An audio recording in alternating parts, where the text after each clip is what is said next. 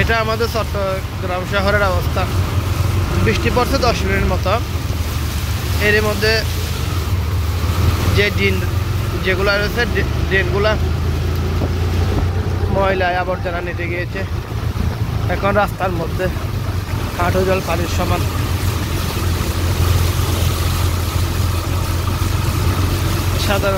সাধারণ যাত্রী যারা রয়েছে, সাধারণ মানুষ যারা রয়েছে আসলে তাদের ভোগান্তি সর্বোপরি আর কি।